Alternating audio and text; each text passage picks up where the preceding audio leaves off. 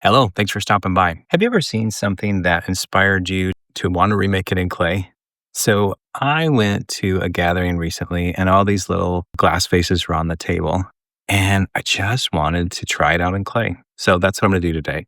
I'm going to use this as my inspiration and I'm going to make a similar bud vase and let's get started. So I'm going to bring it down here to my workspace and I've already got a slab of clay rolled out just to kind of keep things moving. And on this glass vase had some really fun circles and things. So I want to go ahead and have a neat design.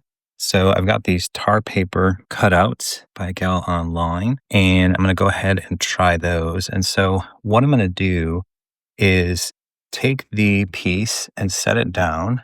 And then I'm going to use a roller or something to roll it out.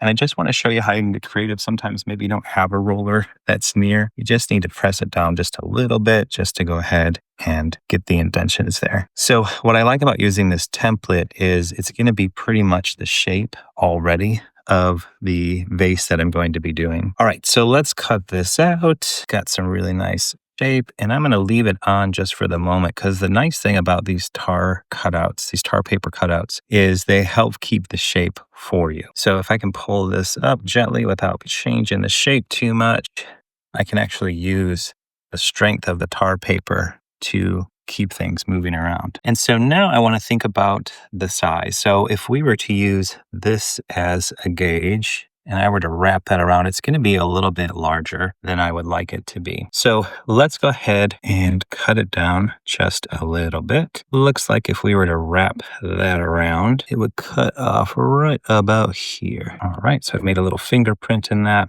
And when I cut it, I'm going to cut it on a bit of an angle. So that way when it wraps around, it connects with the other piece. And I can score that just a little bit there. And so now what I'm going to do is go ahead and put the piece together. So that's just going to be taking the tar paper, rolling it around. And what's nice about the tar paper is it's going to help keep it together. Now, I could take this off easily and do the same thing. So if that's too complicated for you, you could just take it off. But I just wanted to show you that sometimes if this were a bigger piece and it was a little bit tougher to work with, it might just work just to keep the tar paper on. I know when I've done mugs and things, that's helped to keep it together. All right, so let's go ahead and take that off. It reveals the really fun texture that we have here. And so now I want to get these seams together.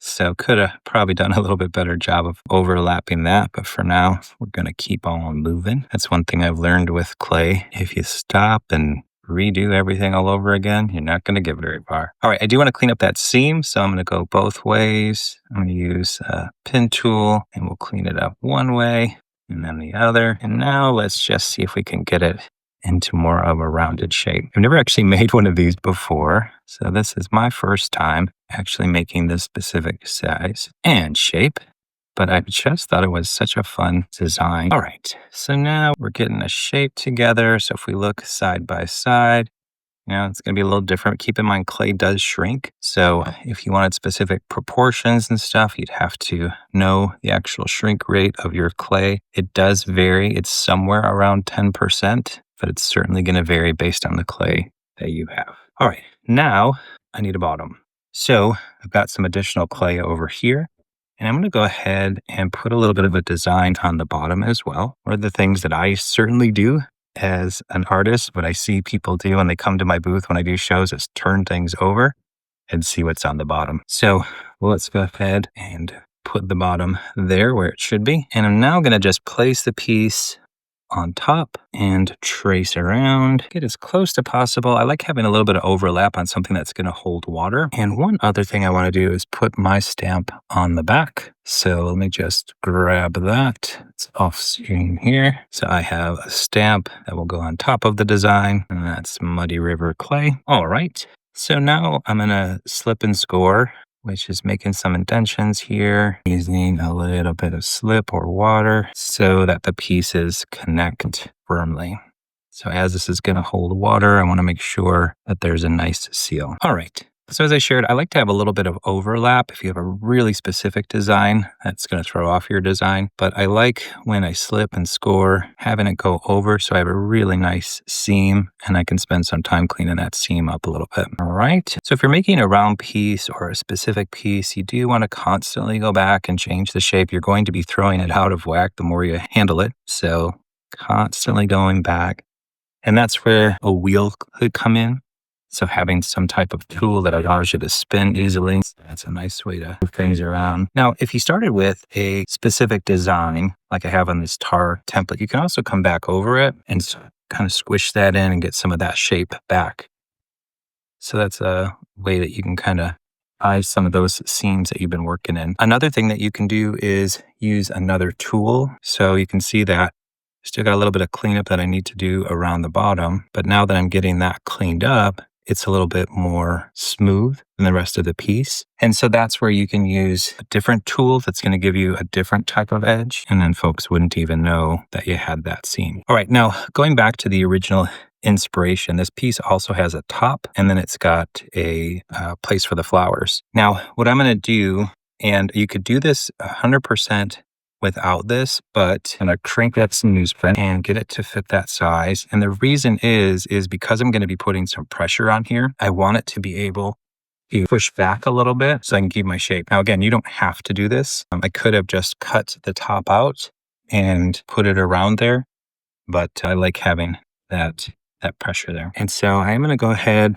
and slip and score this. And of course, you could spend more time on this. I'm just wanting to create a short video to give you some inspiration here. All right. So now I'm going to take a piece and wrap it around, and you're kind of repeating the same process. So if I can go ahead and put this on an angle where it's going to sync up nicely, then that's going to help pop out a little bit. Do I want it to be adhere, consistently? All right. So now I'm going to clean up this seam, and I'm going to do that on the inside as well as the outside. And the benefit of having it not attached yet is I can really spend some time to clean up that seam and get it just where I want it to be nice. I use just a little bit of water there. Okay. And then we're going to overlap and then clean up that edge. Now, if you are someone that likes to work more precisely, you could have certainly measured all of these pieces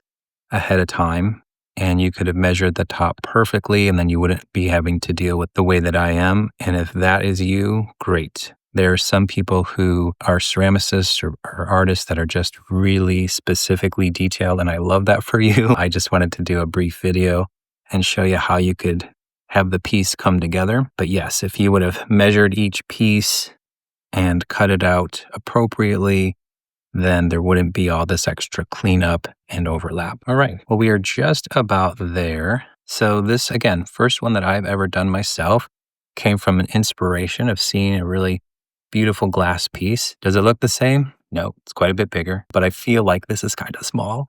So I was wanting to make it a little bit larger. But now if you're going to do this, this is the stage where you're just about done. And I like to kind of review, what could I have done differently? What can I do next time? How could I have changed this design? So off camera, I'm going to clean this up a little bit. I'm going to go over all of my seams again. But I hope you've enjoyed this short video. And I hope this inspires you to see art in something and try and recreate it in clay. All right, that's it for me. Thanks for stopping by today. I hope you've enjoyed this. Please like and subscribe, trying to grow this channel. Have a fantastic day.